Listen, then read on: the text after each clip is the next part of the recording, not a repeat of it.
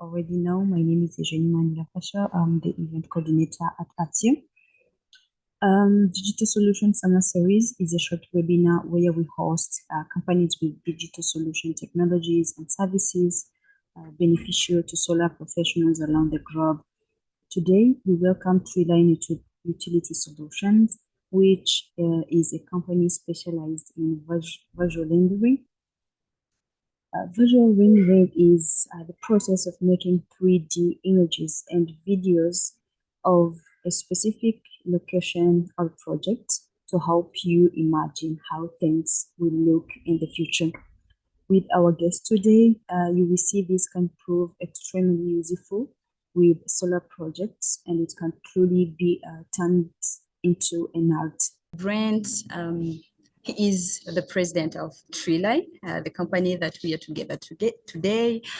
Brent has 3 years of experience working in the Canadian electrical utility industry. He is specialized in environmental licensing, asset management, transmission line construction, indigenous and community relation. He has a Master of Science degree in organizational learning in environmental management. We are also together with Eric Baker. He is a vice president of TreeLine. Eric has 12 years of experience in architecture and environmental design. He is specialized in customer digital modeling and photorealistic visualization for the architecture and housing industry. Eric has a Bachelor of Environmental Design with a specialty in 3D architecture, design, and visualization. I don't want you to wait any longer. So this, as the stage is set, so I hand over to you, Brent, to take us through the presentation. Okay. Thanks very much, Eugenie, and thanks again. Thanks to the Africa Solar Industry Association for having us. We're going to go through a quick slide presentation, just to talk a bit about really quickly about who we are, because we were already introduced. Why are we, how did we come to work in Africa and with the Africa Solar Industry Association? Go through some of our core services that we offer, and what fields we offer these in, and some of our additional services. And at the end, we'll answer any questions. So to start, just like Eugenie introduced us, Eric's been doing this for over 12 years, largely in the commercial building and residential building industries. Owner of a separate company doing visualization services as well.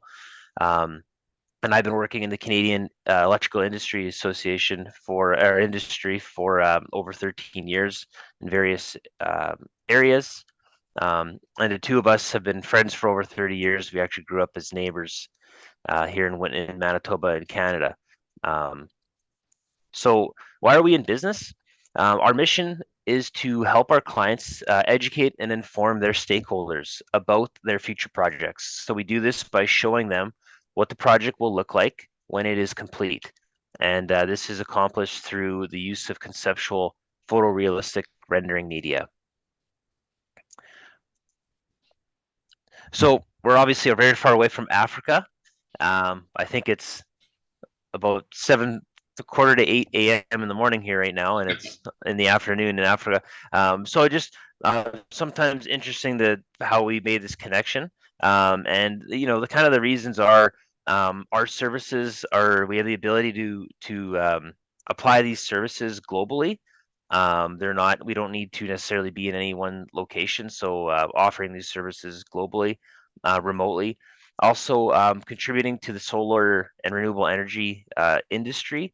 It isn't happening in Canada. There's a lot of development in Africa and across the world that our services can help.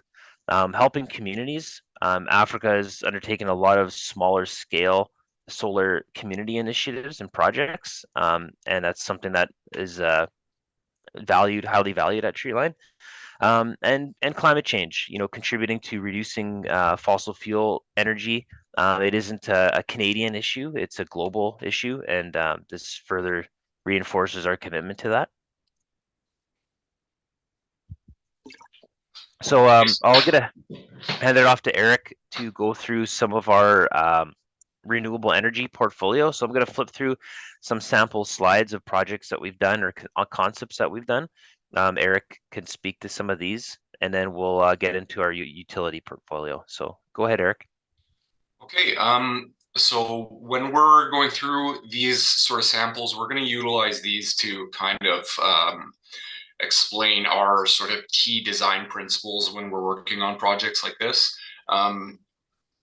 So, just a quick sort of sample here of this. This is a small scale solar development, but what we're kind of showing here is just the level of detail that we can achieve in these images, and it really just allows us total freedom to create an image of your design and paint it in the best possible light.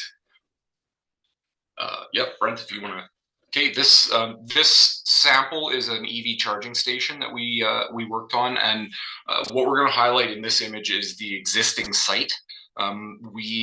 This was an empty lot that was the proposal for this EV charging station, and we fully designed, rendered, modeled this to fit specifically on this site. One thing that allows us to do when we're modeling everything in its entirety is it allows us to manipulate the viewpoints a little bit, just because with these images we could be addressing multiple different people that have different concerns and everything. So being able to manipulate our viewpoint allows us to answer a lot of different questions just by simply moving the camera and focusing on a different part of the development. Okay, this one I'm going to use this sample just to kind of highlight the attention to the detail on some of our environmental modeling. A big one for this was the ground cover. Just to kind of highlight that when we're modeling these, we're modeling with different ecosystems, different environmental regions in mind, and for us that really means making sure that everything is accurate, including the ground cover, including every last detail in terms of the ecosystem is important to us to highlight, especially because these solar projects are their renewable developments are very green, it's the environment is a major component to these, so we just make sure that every element of that is correct when we're modeling it. This is just a sample of a sort of land use model. This one I'm going to use this one to kind of demonstrate scale and proportion. So this is a farm. This would be a farm site where someone has proposed a wind development. But with something like this, it can really highlight the scale and, like I said, the proportion that people don't exactly understand without a visual. When you're looking at this, you can understand just how big a wind turbine is next to a house or a grain silo or a tractor or just farmland in general. This really gives the viewer an idea of the scale of a project and the impact that it'll actually have on the surrounding environment.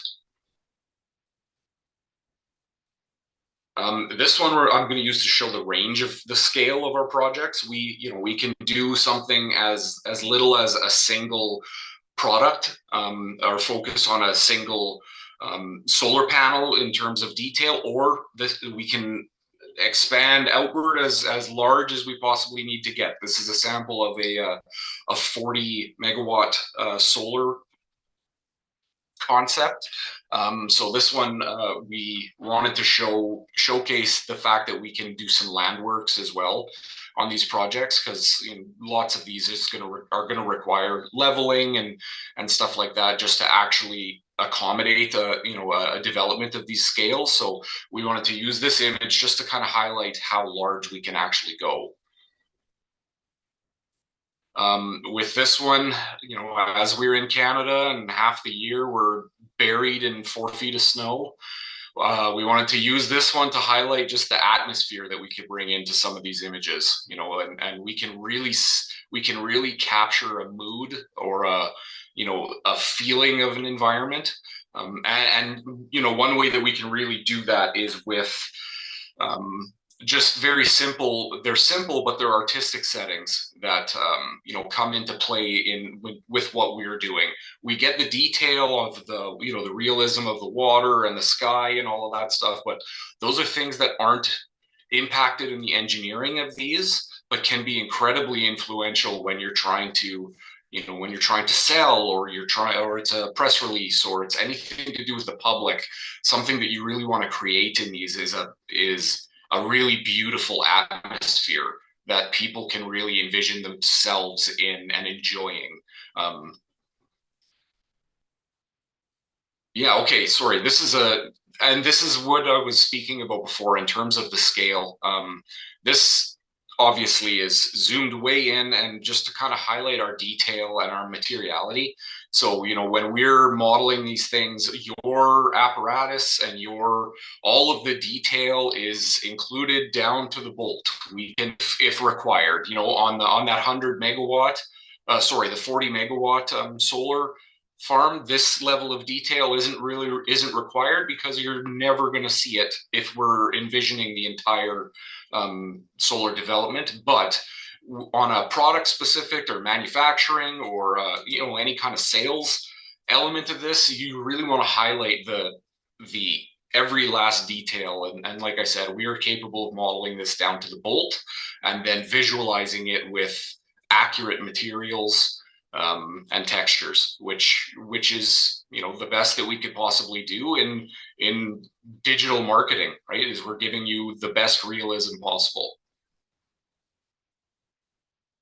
And then this is sort of the last sample that we're going to show in our renewable section. This is a project that we did in the Cayman Islands, and it's just an energy storage facility. But what we wanted to utilize this for was to highlight the data inputs that we get from our clients versus the output which we put out. So one of the biggest highlights in this that you can really see is this raised platform. It was a major concern with the public in Cayman. The concern was that these batteries, this is the image that we initially got, and the initial image that could be gone out to the public and press releases and everything. And one thing you really don't get in an image like this is depth. You don't really understand the height of things or the scale and the proportion. There's not everyone understands how to read engineering packages and engineering plans. But when we put something like this forward, everyone understands how large they are in comparison to that person on the platform. And they can really connect with this on a different level, because they can envision themselves in that space, as they've got points of reference to understand how large, how small, is it elevated, is it ground level, is all of those different elements can be visualized in the same the same media package. It's still a still image that can be printed and produced on multiple different platforms, but it conveys a ton more information in a very straightforward and simple way. So I'm going to hand this off now back to Brent, and he's going to sort of cover the utility side of what we do. Thanks, Eric. Yeah, so I'll just carry on with a few images from our portfolio on our transmission and distribution side of things, as that is a very large part of solar and any other renewable developments, as well as conversion and transmission of that energy. This is a substation, a 46 kV switching station we did for a client in Northern Ontario in Canada. And these images really highlight the technical detail and just the complexity of some of the projects we're able to take on as a company. This station was modeled completely from design, full engineering design to the bolt level detail that Eric talked about earlier. And once we have this model, as we'll show you a little bit later, we're able to do so many more things with it. This was a photo we received of the station under construction, just showing how very close the modeling, and this is now the one of the renderings we did.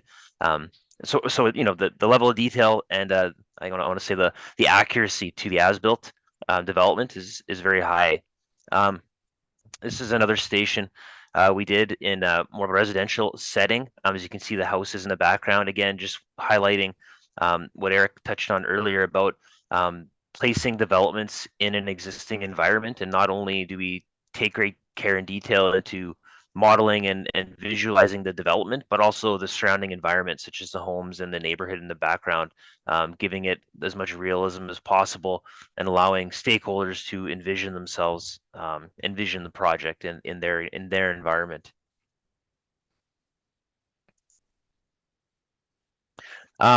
We'll touch a little more about stakeholder engagement shortly, but this is another good example of the various concerns and attributes that need to be aware of in a project, and highlighting the great use for these tools. This power line doesn't exist, and this was for one of our clients in Georgia.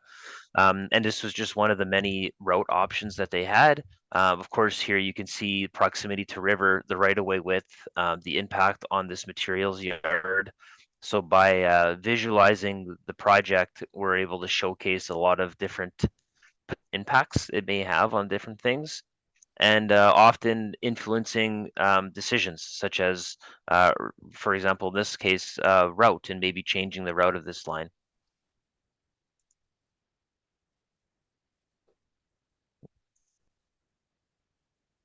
Again, another different T&D sample, showcasing the previous one was of a lower voltage monopole type structure. Here we're dealing with a large HVDC lattice tower structure, again modeled from engineering specs. So no limitations on the size of any transmission and distribution infrastructure we can model and visualize. Again, this line does not exist, and this was the proposed route in an existing location in the USA that we did this project for.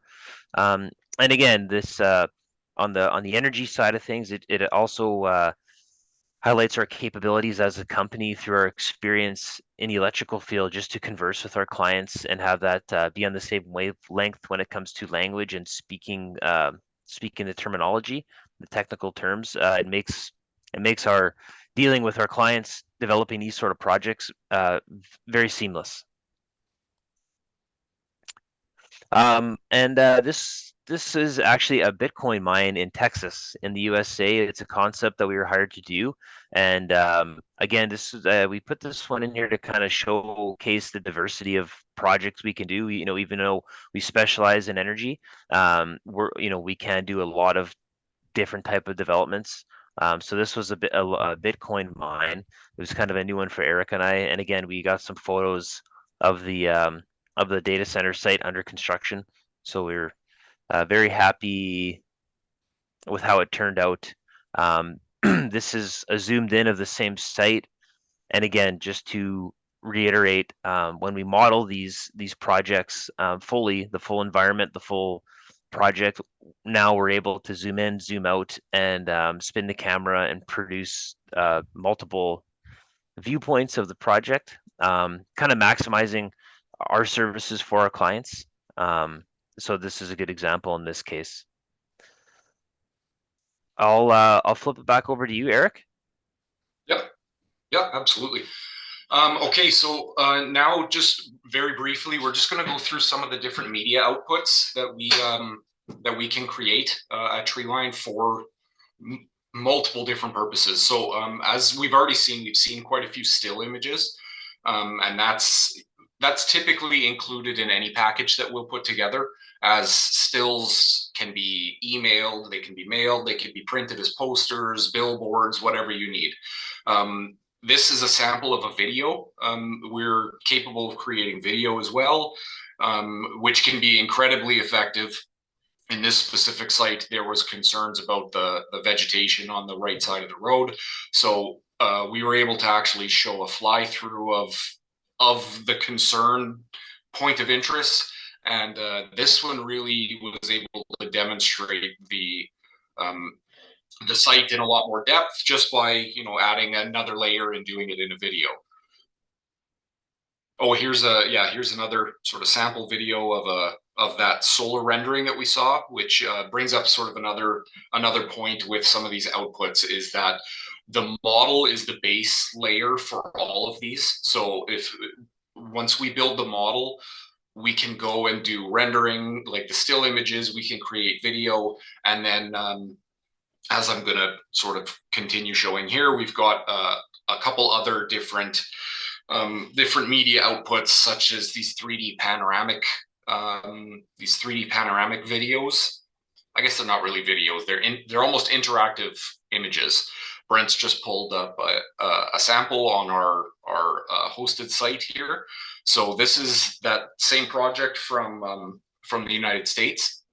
And Brent, yeah, if you could pan the camera around a little bit there, this just shows that it's still just a still image, but it's it's interactive. So it's you or your client or the public or the media or whatever can really go through the site, and all of those little pluses are data points. So as you see, Brent can click on that one and it'll take us to the next viewpoint that we've set up, and it can show this development from a totally different angle. But this is much more user friendly and user guided, which is the biggest part of these 360 images. As like we said, these visuals are utilized for multiple different outputs at the same time. It can go to government agencies, it can go to to stakeholder relations, investor engagement. It can go to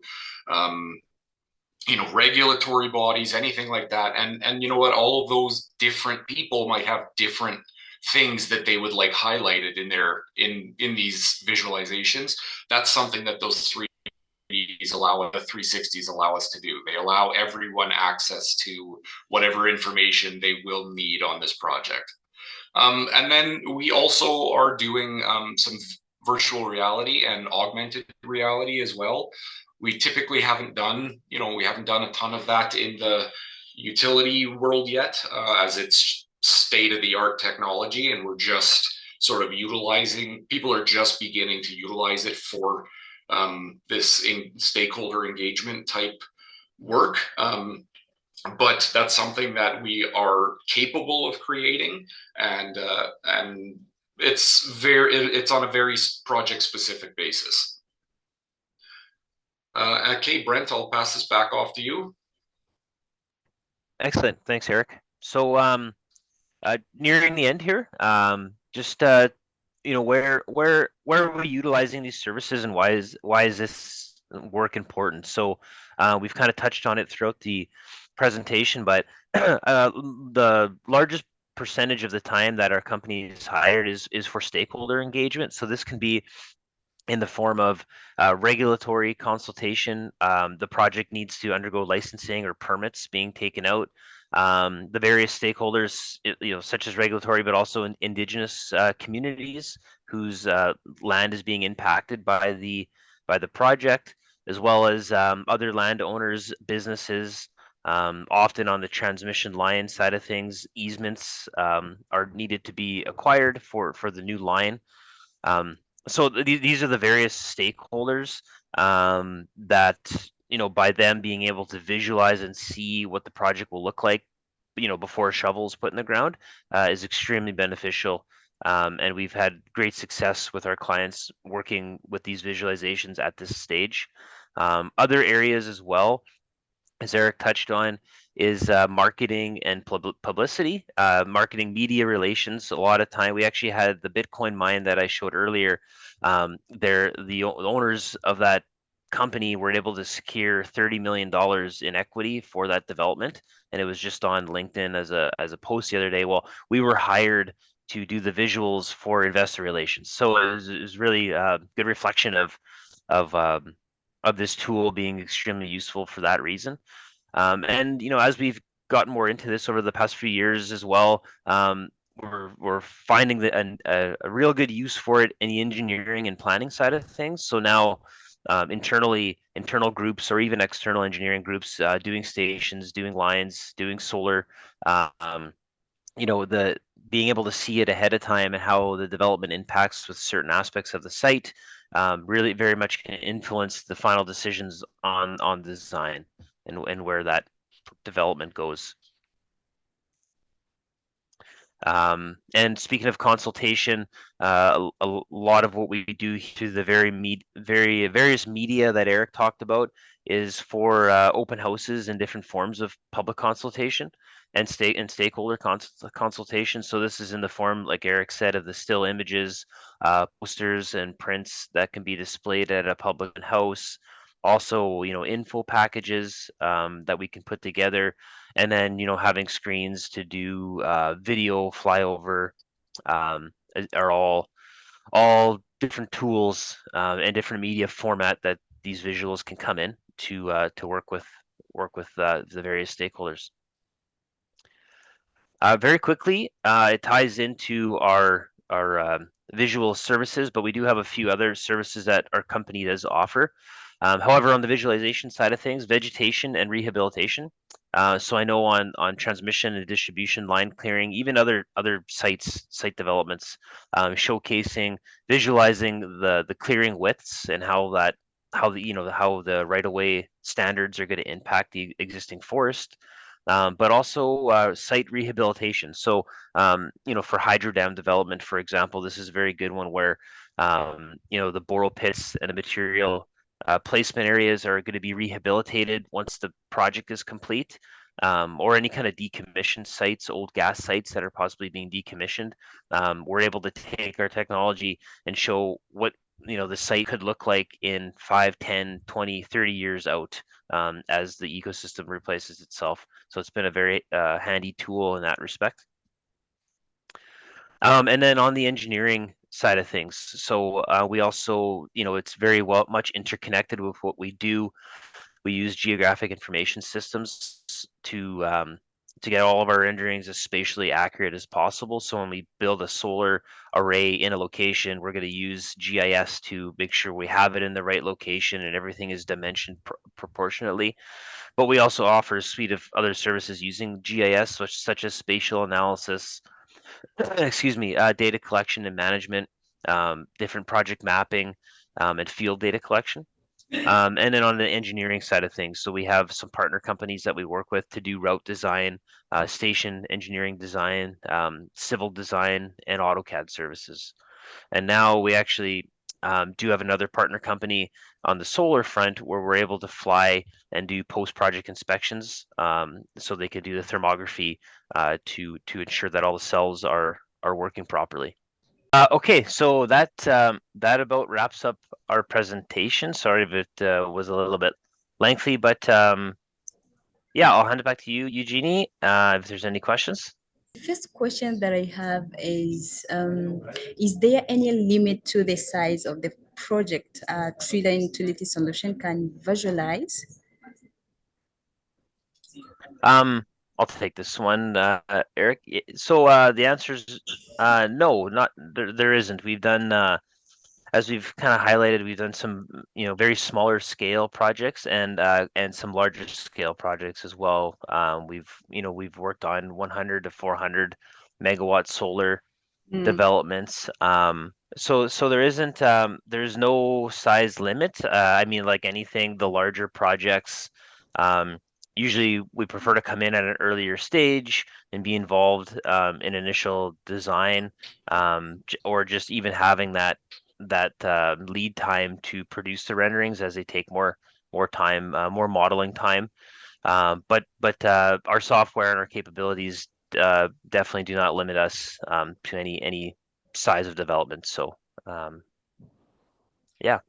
Thank you very much, Brent, for the answer. So the second question, does TreeLine utility solution get involved at the project design stage, or is the visualization exclusively for the project which are already fully designed?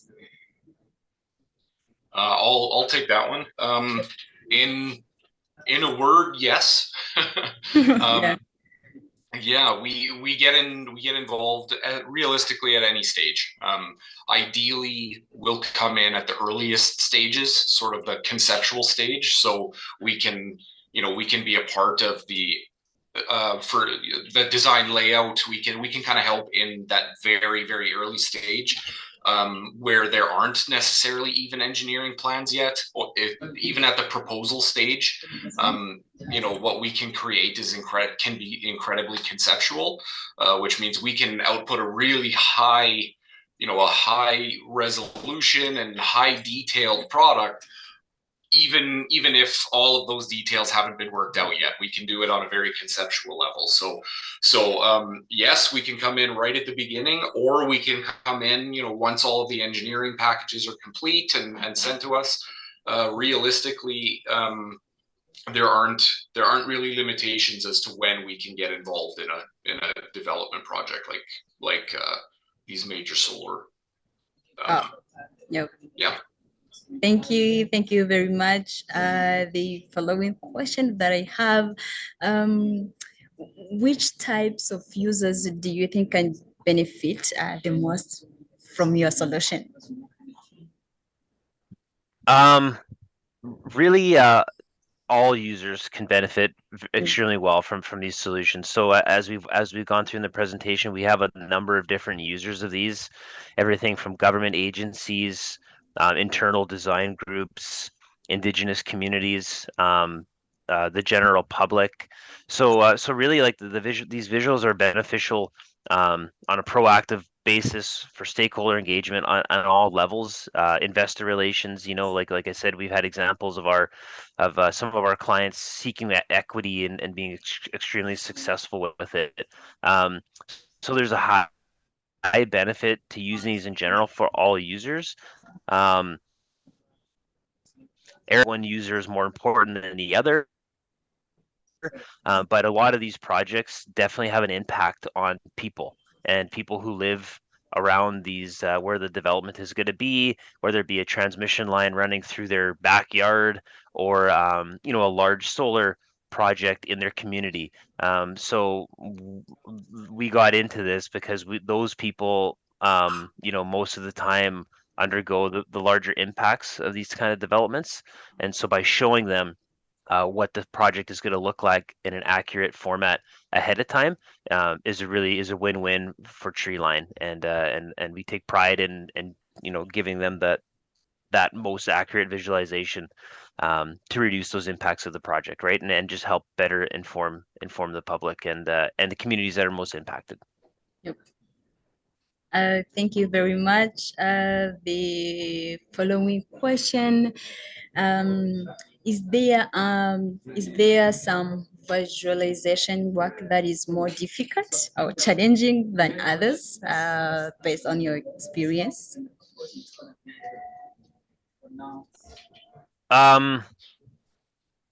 Not really. Eric, jump in here after too, but I'd say it all has its challenges. Of course, the larger projects. I guess one thing I would note is, like you had the question earlier for Eric about design stage versus pre-design. When there already is a design, if it's a really complex project, then the 3D modeling time is quite extensive, right? So there's no way around that. But and depending where the project is going to, if we're placing an electric vehicle charging station in a downtown urban environment, there's a lot more going on in that image, so there's a lot more work to do. If we're doing a solar array in the desert, it's a little bit simpler. So there is some scale of hard renderings versus not, But typically, to the level of detail and accuracy that we put into every rendering, we kind of treat them all the same. I don't know, Eric, did you want to add anything on that, or? Yeah, the only thing I was going to add in terms of difficulty is the hardest thing in any kind of visualization in my 13 14 years of experience is when you need to make any kind of manipulation to the existing land, which happens frequently on these larger scale projects, right?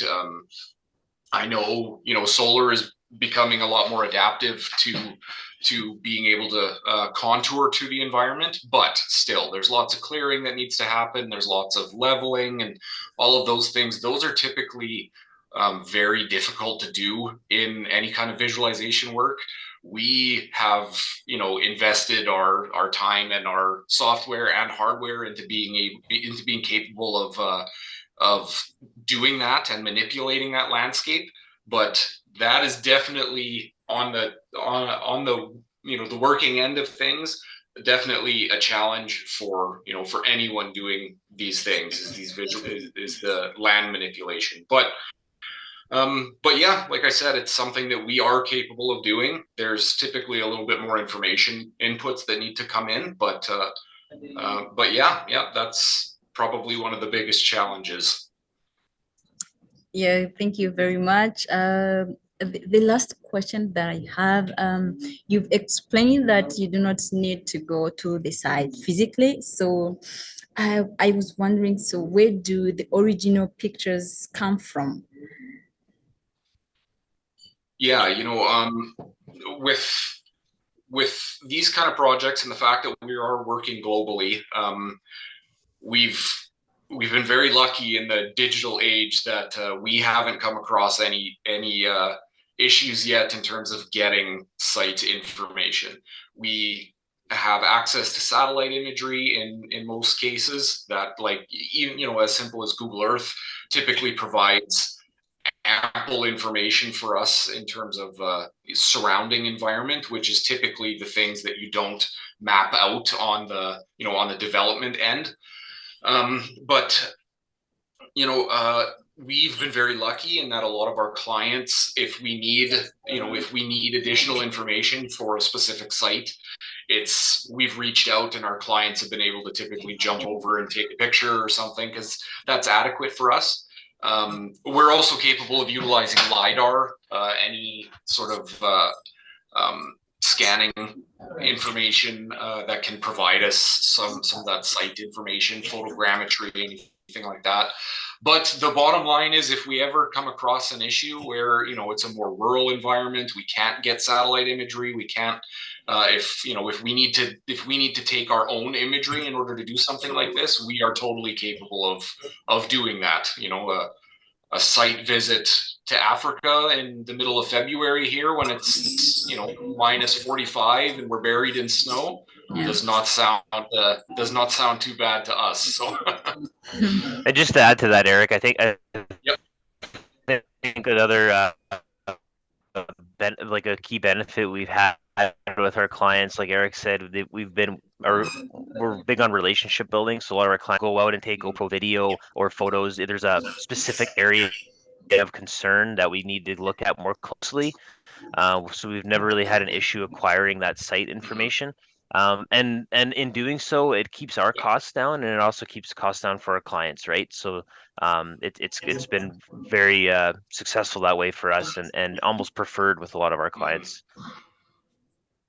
Yeah, thank you very much, Brent and Eric. I think it's the end of our today short webinar. So I have the last question. Is there anything maybe you might want the audience to know, like something that you really want them to keep in mind? I would I really strongly encourage any viewers to please check out our website, www.treelineutility.com, as well as we are on LinkedIn. There's a lot more information we have on there. We did an article that went into T&D World We've had a few press releases. There's some really good reputable companies we've worked with, Yeah. and there's a larger portfolio on our website. Would give you probably a better understanding as well of what we're doing. And like I said, I would just encourage, our contact information is up on the screen here. Please feel free to reach out to myself or Eric if you had any questions. We're very we keep it informal how we do Yeah. it here. So I mean, just phone call, an estimate. It's very, very simple process. Yep. But we'd love to learn about any potential projects, especially in Africa or with some of the AFSIA members. Looking forward to meeting a lot of them and hoping to potentially do some work with some of the members on some African developments in the future. Thank you. Yeah, Eric. You know what? I think Brent pretty much covers it in terms of anything extra. One thing that really drew us to this association specifically is Brent and I are very, we're very morally conscious people, especially about the environment. And that's a big part of what we do. We want to help these projects develop, especially solar, anything renewable, just because there's that moral element to it for us. Brent and I are both fathers. We have children, so we would very much, we take a lot of pride in what we're doing. Yeah. And the people that we're working with and the projects that we're developing, because regardless of how large or how small our impact might be on a project like that, it's always nice for us to know that we had a hand in a project that was doing the right thing, right, and moving the energy industry in the right direction, that we're happy and we're proud to be a part of. Yeah. Yeah. So thank you very much, Brent and Eric, for your time today, for your very good presentation. Yeah, I really appreciate your time, and yeah, thank you very much for joining us today. Thank you, Eugenie. We appreciate you, and we've had such a good experience working with the Africa Solar Industry Association so far. So thanks again.